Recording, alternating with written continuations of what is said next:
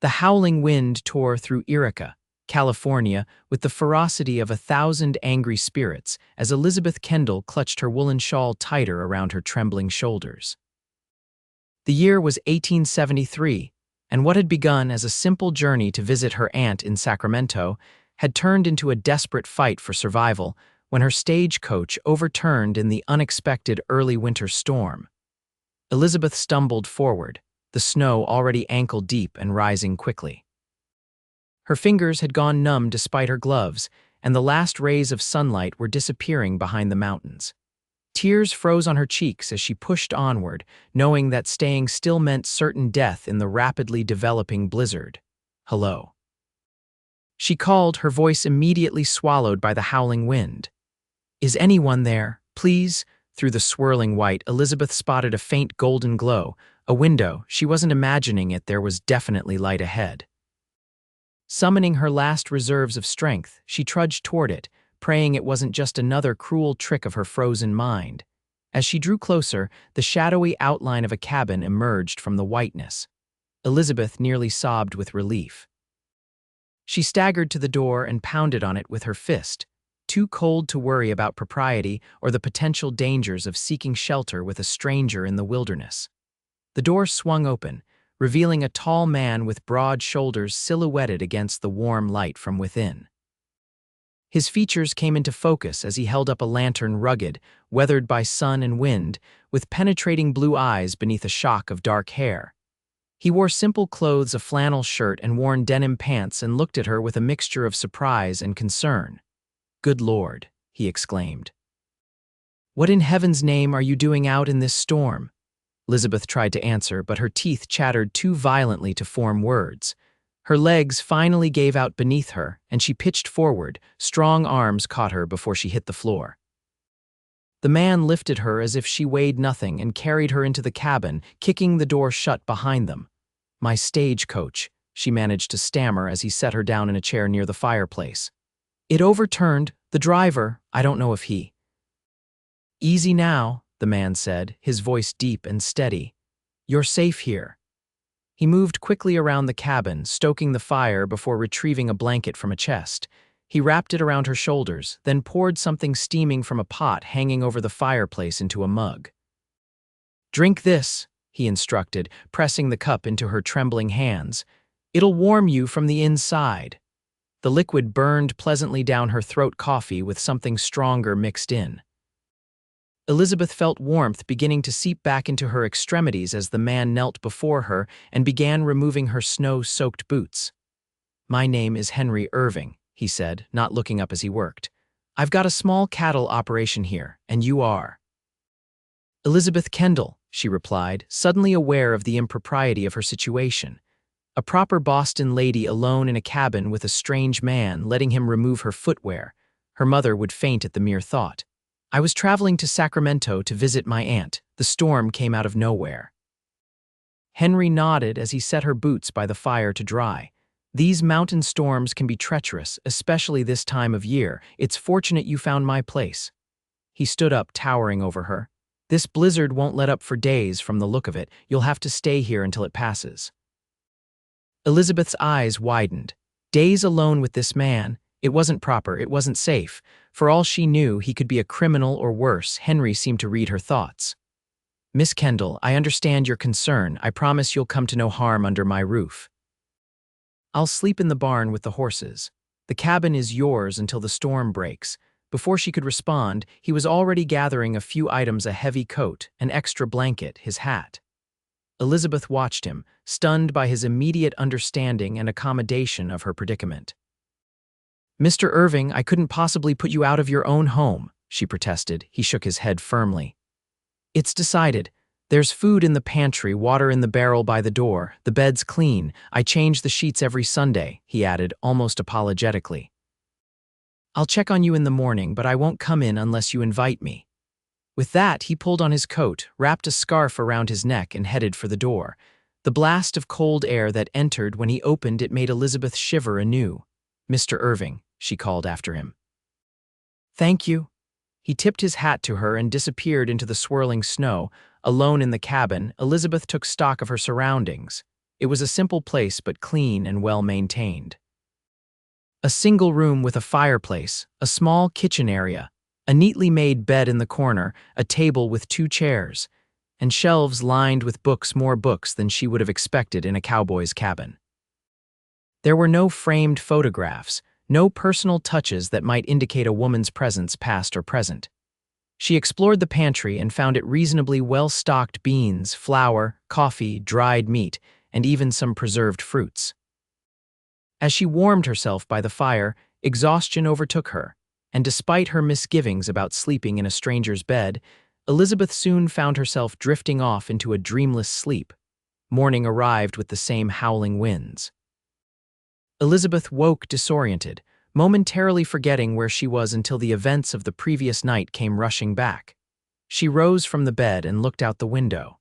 The snow had piled high against the glass, and she could barely see more than a few feet beyond. A knock at the door startled her. "Miss Kendall, it's Henry Irving. Are you decent? I've brought fresh milk from the cow." Elizabeth quickly smoothed her wrinkled dress and ran a hand through her tangled auburn hair. "Just a moment, Mr. Irving." She hurried to the door and opened it.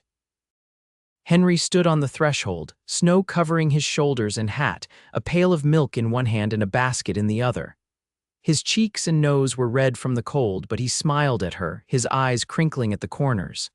"May I come in?" he asked, respectfully remaining outside. "Of course." Elizabeth stepped aside. "Did you sleep at all? It must have been terribly cold in the barn." Henry stomped the snow from his boots before entering. "I've slept in worse conditions." He set the pail and basket on the table. "I brought eggs too, thought you might be hungry."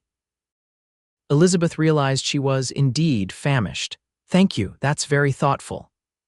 As she prepared breakfast, Elizabeth observed Henry moving about the cabin with easy familiarity, building up the fire, checking the water supply. There was something comforting about his quiet efficiency. "The storm's getting worse," he said, glancing out the window. "Might be 3 or 4 days before it lets up enough to travel." He turned to her, his expression serious. "I'll keep my promise about the sleeping arrangements, but I may need to come in during the day to work. I've got some leatherwork that needs tending to." "It's your home, Mr. Irving," Elizabeth replied. "I can hardly expect you to conduct your business in the barn." The next few days established a rhythm. Henry would knock at dawn, bringing fresh milk and eggs.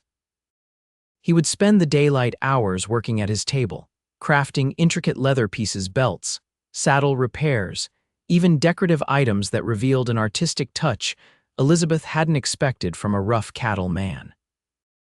She found herself watching his hands as he worked, strong and calloused yet capable of such delicate movements. They talked as they went about their separate tasks. Elizabeth learned that Henry had come west after the war between the states, seeking a fresh start away from the devastation in his native Virginia. He had worked as a ranch hand before saving enough to buy his own small spread 3 years ago. "It's not much," he admitted, "but it's mine. No one can take it from me." Elizabeth told him about Boston, her teaching position at a girls' school, and her widowed aunt in Sacramento who had begged her to come west after suffering a fall. "She's probably worried sick about me," Elizabeth sighed on the 3rd day as they shared a simple lunch of bean soup. "The stagecoach was due in Sacramento 2 days ago." Henry nodded thoughtfully. "Once the storm breaks, I'll ride to town and send a telegram for you, let her know you're safe." His consideration touched Elizabeth deeply. Each day revealed more about the man who had given up his comfort for her safety, who worked hard with his hands yet read poetry by the fire in the evenings, who spoke little of himself but listened intently when she talked of her life back east. On the 4th night, the storm finally began to subside. Elizabeth stood at the window, watching the snow fall more gently now, no longer driven by fierce winds. "It should be clear enough to travel by tomorrow afternoon," Henry said, coming to stand beside her. She was aware of his height, the clean scent of soap that clung to him despite his outdoor sleeping arrangements. "Yes," Elizabeth agreed, surprised to find herself feeling a pang of regret. "I've imposed on your hospitality long enough." "It's been no imposition," Henry replied softly. "It's been nice having someone to talk to. Gets lonely out here sometimes." Their eyes met, and Elizabeth felt a flutter in her chest that had nothing to do with anxiety or cold. She quickly looked away. I should check on the horses, Henry said after a moment. Good night, Miss Kendall. Good night, Mr. Irving. After he left, Elizabeth sat by the fire, troubled by her conflicting emotions. In just a few days, she had grown accustomed to Henry's presence, his quiet strength, his unexpected gentleness. The thought of leaving the next day filled her with an inexplicable sadness. Morning brought clear skies and brilliant sunshine that made the snow-covered landscape sparkle like diamonds. Elizabeth was up early, packing the few belongings she had salvaged from the stagecoach accident and tidying the cabin that had been her sanctuary. Henry arrived with breakfast and news. I'll take you to town on the sled. It's a good 2-hour journey in these conditions, but we should make it before dark. They ate in companionable silence. As Elizabeth washed the dishes afterward, she sensed Henry watching her. Miss Kendall, he began, then hesitated. Elizabeth. I hope you won't think me forward, but I'd like to call on you while you're staying with your aunt in Sacramento, if that would be agreeable to you. Elizabeth turned to face him, her heart racing. You would travel all that way just to call on me? Henry's smile was tentative. I would. I've enjoyed your company these past days more than I can say. Elizabeth found herself returning his smile. I would like that very much, Mr. Irving. Henry, he corrected gently. I think after sharing a home for 4 days, we might use our given names. Henry, she repeated, liking the way it felt on her tongue. The journey to Irica was slow but peaceful. Henry had prepared the sled well, with plenty of blankets to keep Elizabeth warm. She sat beside him as he guided the horses through the snow-covered terrain, pointing out landmarks and sharing stories of his time in the area. As they approached the small mining town, Elizabeth felt a growing sense of loss. Soon she would be on a stagecoach to Sacramento, leaving behind this man who had shown her such kindness and consideration. Henry guided the sled to the stagecoach office, where a small crowd had gathered. As they drew closer, Elizabeth was shocked to see a familiar figure, her Aunt Martha, wrapped in furs and looking anxious.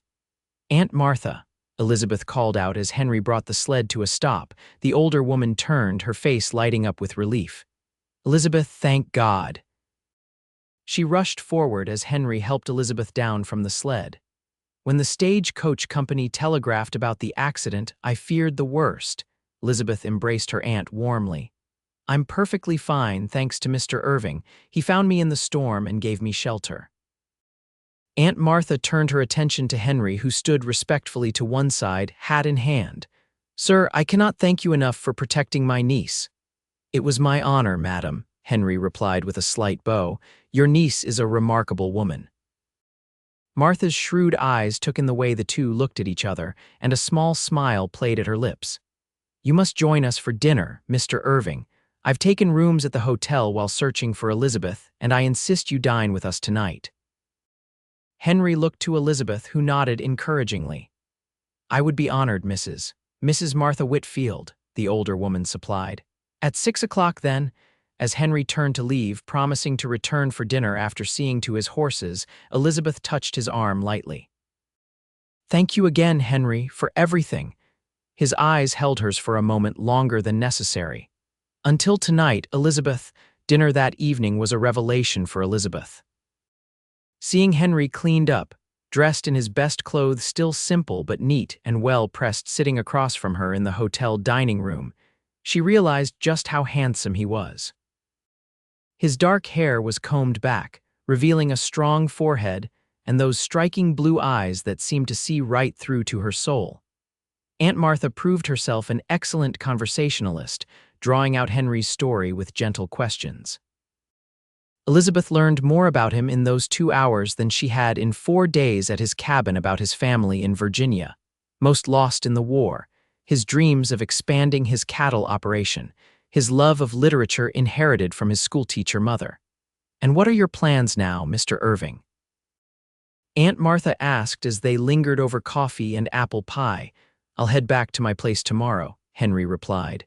There's always work to be done, especially after a storm like this. And will you be visiting Sacramento anytime soon?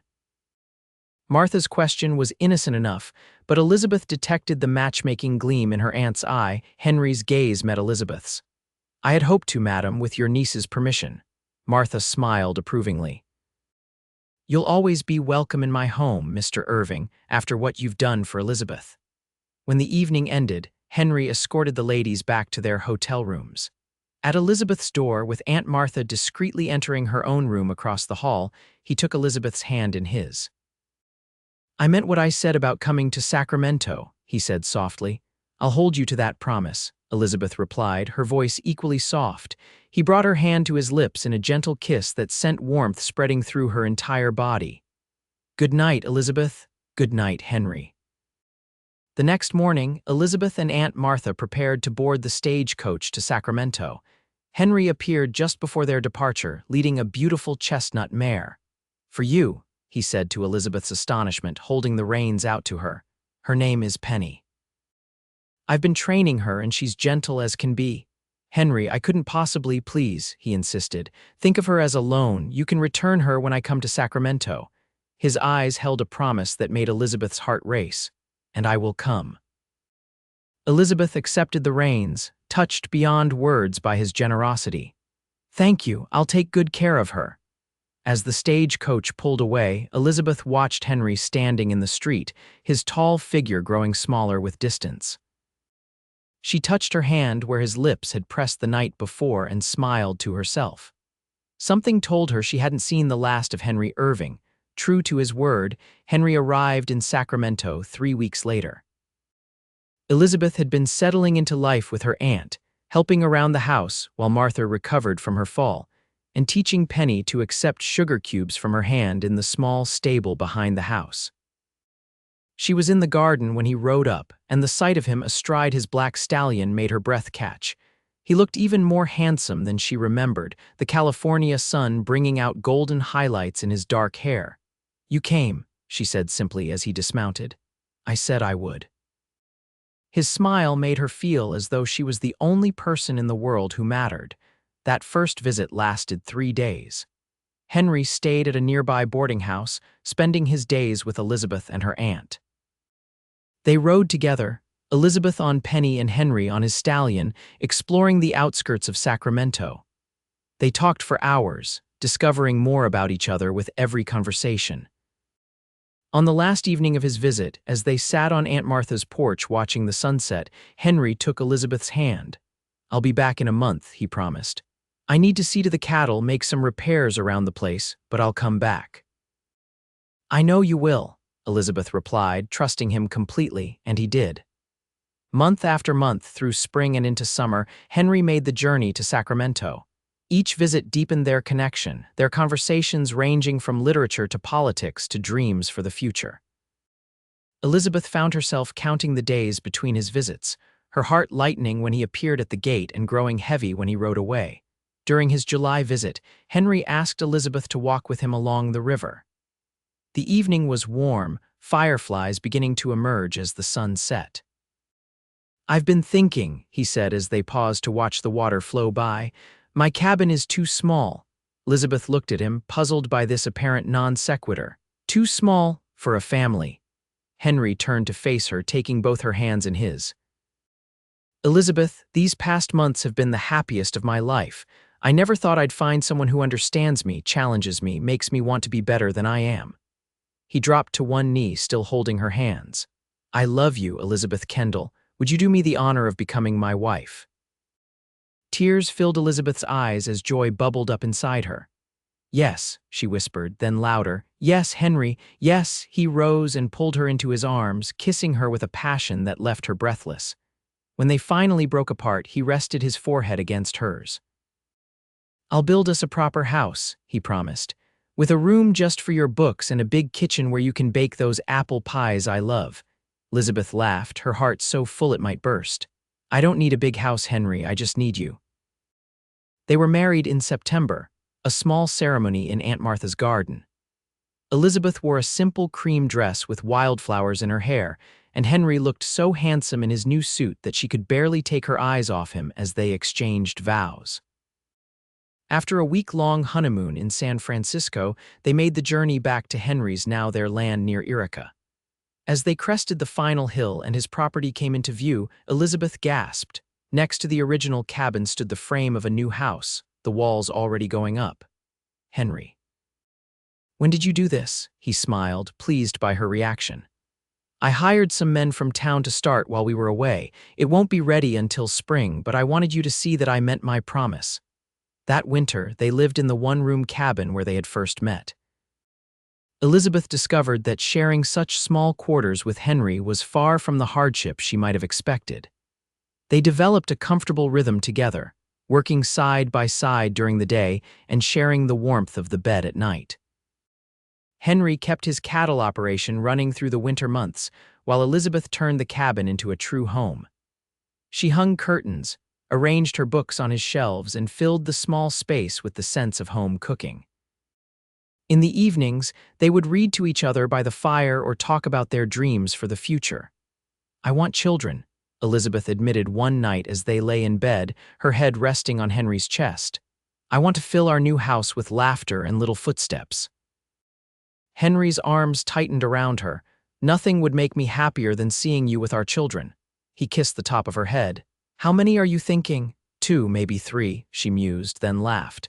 "Let's start with 1 and see how we manage." December brought another blizzard, almost exactly a year after the one that had stranded Elizabeth at Henry's cabin. As they sat by the fire, listening to the wind howl outside, Elizabeth couldn't help but reflect on how much her life had changed in 12 months. "I was so afraid that night," she admitted, curled up against Henry's side.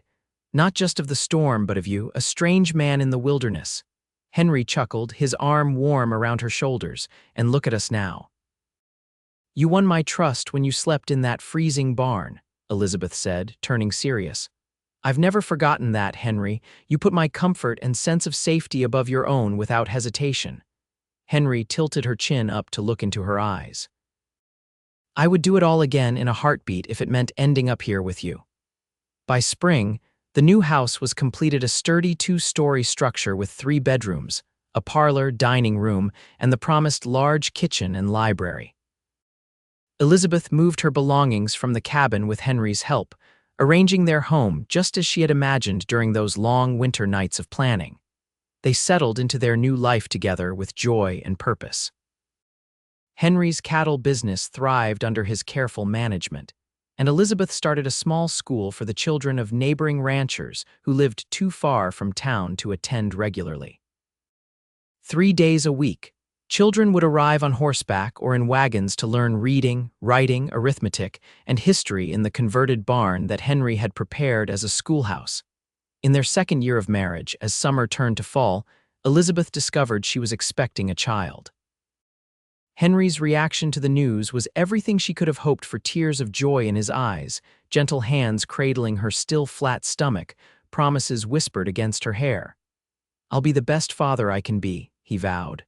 "Our child will never doubt they are loved." Elizabeth's pregnancy progressed smoothly through the winter months.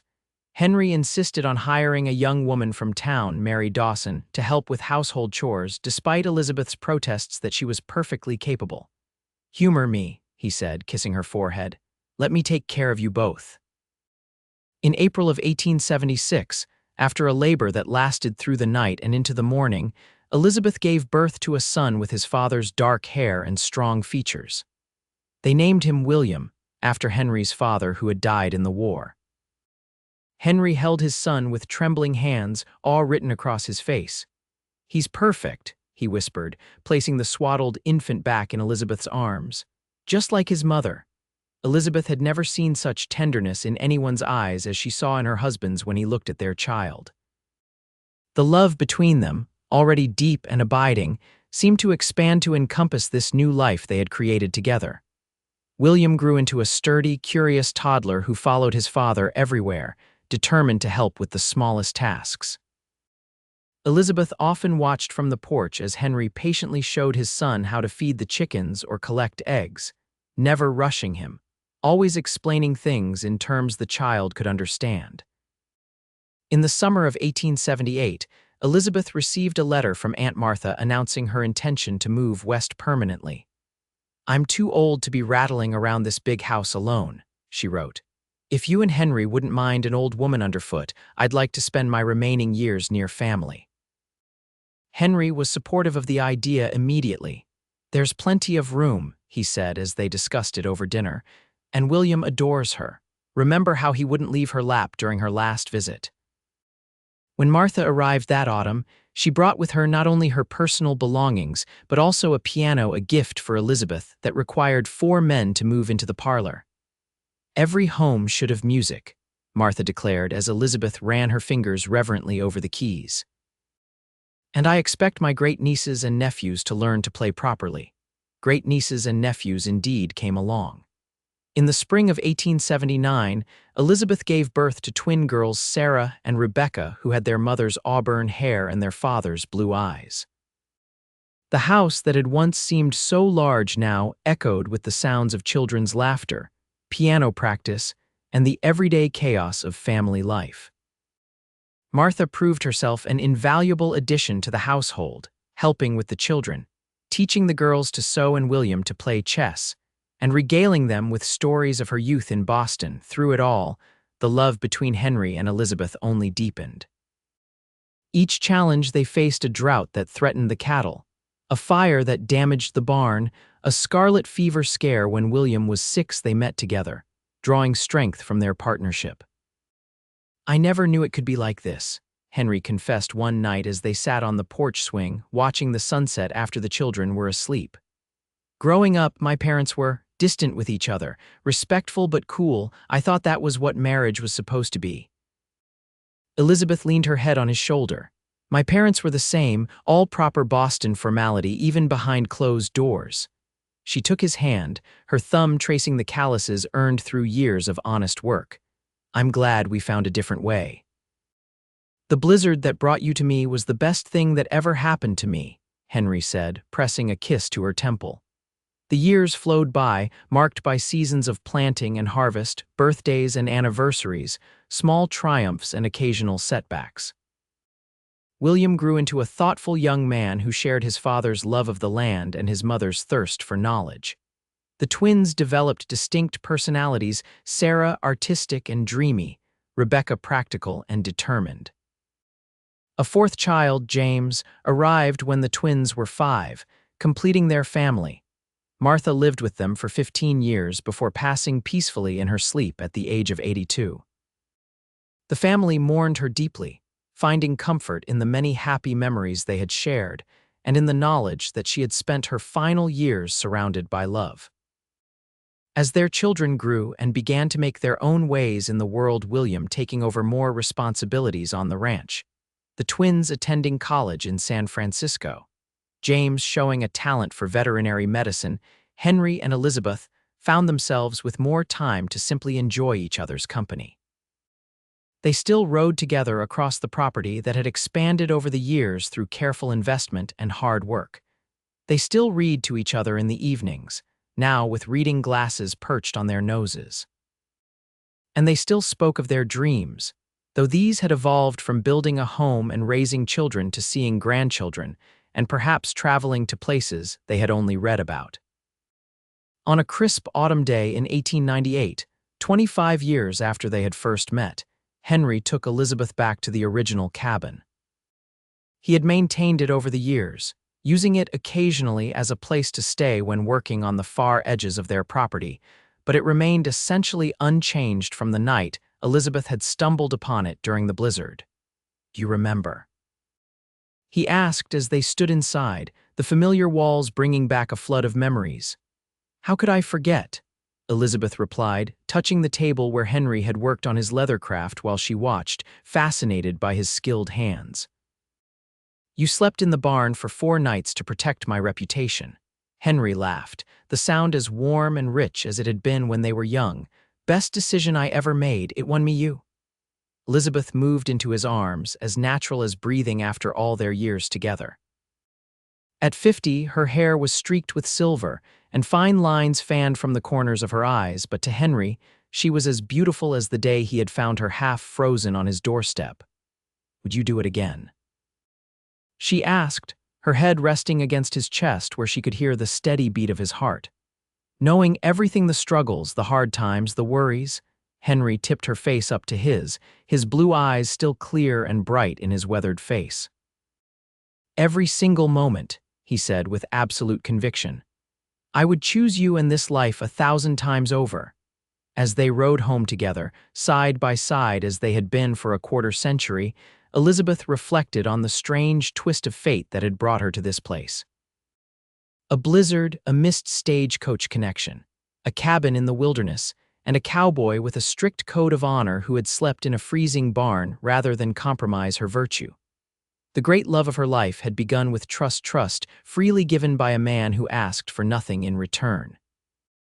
That foundation had supported everything that came after: the passion, the partnership, the family they had built together. Elizabeth reached across the space between their horses and took Henry's hand in hers. His fingers closed around hers immediately, the gesture as familiar and essential as the air they breathed. "I love you, Henry Irving," she said, the words no less meaningful for having been spoken countless times over the years.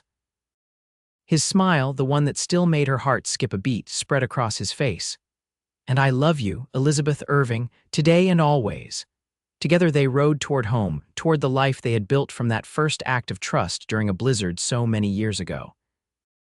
The late afternoon sun bathed the landscape in golden light, promising another beautiful sunset to witness together, one of many yet to come in their continuing story. In the years that followed, Henry and Elizabeth welcomed grandchildren into their growing family. William married a local girl named Margaret, and they had 3 children who loved visiting the ranch to ride horses and listen to their grandfather's stories of the old days. The twins both married after college: Sarah to a professor she met in San Francisco, Rebecca to the son of a neighboring rancher, and each had children of their own. Even James, who had gone east to study veterinary medicine, eventually returned to California with his wife and young son. On holidays, the big house overflowed with family children racing through the rooms, delicious smells wafting from the kitchen where Elizabeth still presided, though now with daughters and daughters-in-law to help, and Henry holding court in the parlor with tales that grew more embellished with each telling. "Grandpa, tell us again how you met Grandma," was a frequent request, and Henry never tired of recounting the story of the blizzard and the beautiful woman who appeared at his door like magic.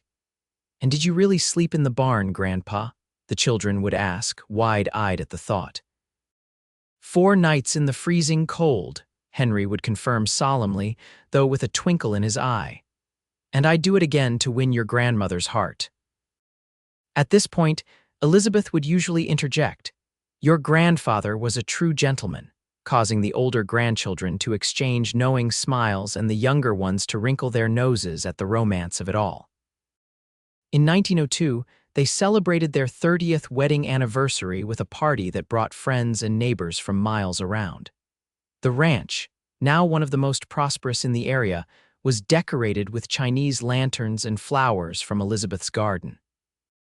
There was dancing in the barn, tables groaning with food, and toasts to the couple who had become pillars of the community. William, now effectively running the ranch though Henry still kept a hand in the important decisions, raised his glass to his parents. "To the best example of love and partnership any child could hope to see," he said, his voice thick with emotion. "You taught us that marriage isn't just about romance, though Lord knows you two still act like newlyweds sometimes." This brought appreciative laughter from the guests. "It's about facing life's challenges together, supporting each other's dreams, and building something that lasts. We're all blessed to have learned from your example." Elizabeth, her hand held firmly in Henry's as it had been for 3 decades, felt tears of joy spring to her eyes. Their life together hadn't always been easy. There had been droughts and floods, financial worries during the Depression of the 1890s, illnesses and accidents, the normal disagreements that come with any long partnership, but through it all, they had faced each challenge united. As the years passed, they slowed down gradually, turning over more responsibilities to the younger generation. They traveled a bit to Boston to see the city where Elizabeth had grown up, to Virginia, where Henry showed her the rebuilt family home now occupied by distant cousins, even once to Europe on a grand tour that left them appreciating their California home all the more. But their favorite moments remained the simplest ones: reading together by the fire, watching their grandchildren play, riding side by side across the land they had nurtured and improved over decades. In the winter of 1920, 47 years after they had met, Henry fell ill with pneumonia. At 92, his body couldn't fight the infection as it once might have. Elizabeth, herself 87 but still sharp and active, rarely left his side during those final weeks. On a clear, cold morning in January, Henry woke more lucid than he had been in days. He smiled at Elizabeth, who was dozing in the chair beside their bed, her hand still holding his as it had through the night. The movement of his fingers tightening around hers woke her immediately. "Henry," she said, leaning closer, "how are you feeling?" "Better," he replied, though they both knew it wasn't true. His voice was weak, but his eyes, those blue eyes that had captivated her from the beginning, were clear and focused on her face. "You're still so beautiful." Elizabeth laughed softly, touching her wrinkled cheek. "You're still a charmer, Henry Irving," he smiled, then grew serious. "We've had a good life, haven't we?" "The best," she assured him, blinking back tears. "More than I ever dreamed possible."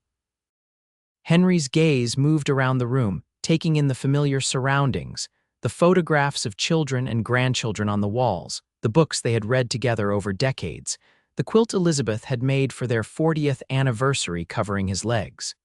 Finally, his eyes returned to her face.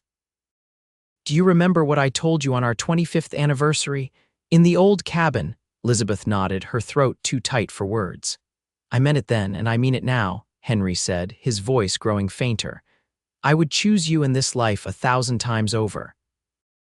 You were worth every cold night in that barn, and every day since has been a blessing." He closed his eyes then, his breathing shallow but peaceful. Elizabeth held his hand between both of hers, remembering the strong young cowboy who had carried her out of a blizzard and into a life of love.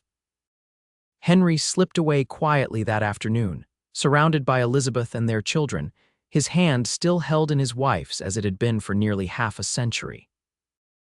After the funeral, attended by what seemed like the entire county, Elizabeth sat on the porch swing they had shared for so many evenings.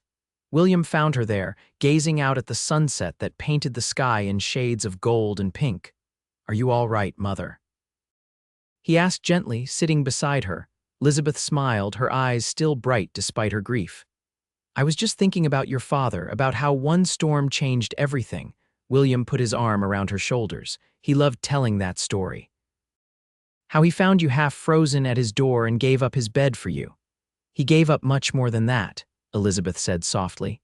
"He risked frostbite sleeping in that drafty barn, but it wasn't just those 4 nights, it was a lifetime of putting others first.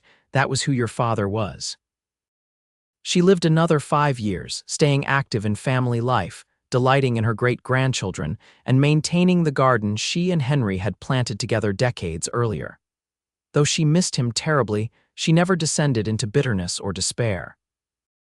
"I had 47 years with the best man I've ever known," she would say when friends expressed sympathy. How many people are that fortunate? In her final days, Elizabeth asked to be taken to the original cabin one last time. William drove her there in the automobile that had replaced horses on the ranch, though Elizabeth had never quite trusted the noisy machines. Inside the cabin, maintained now as a cherished family landmark, she stood quietly, her hand resting on the back of the chair where she had sat that first night, trembling with cold and fear until Henry's kindness had warmed her more effectively than any fire. "I can still see him," she told William, her voice soft with remembering, "standing right there by the door, ready to head out into the blizzard so that I would feel safe. I knew then, though I wouldn't admit it to myself, that he was someone special." She smiled at her son. "I just didn't know how special until later." Elizabeth passed away peacefully in her sleep 3 days later, leaving behind a legacy of love that extended far beyond her immediate family. The story of the blizzard, the cabin, and the cowboy who slept in the barn became part of local folklore, passed down through generations as an example of how true love begins with respect and sacrifice. Today, visitors to the historic Irving Ranch outside Yreka, California, can still see the original cabin where Henry and Elizabeth's love story began on a snowy night in 1873. It stands preserved as a testament to a time when a gentleman's honor and a lady's trust could build a foundation strong enough to support a lifetime of love, a love that started with a storm and ended with a legacy that would outlast them both. The blizzard that trapped her in his cabin changed their lives forever, but it was the cowboy who slept outside and won her trust who truly created their destiny. And in the end, that trust proved to be the wisest investment Elizabeth Kendall ever made.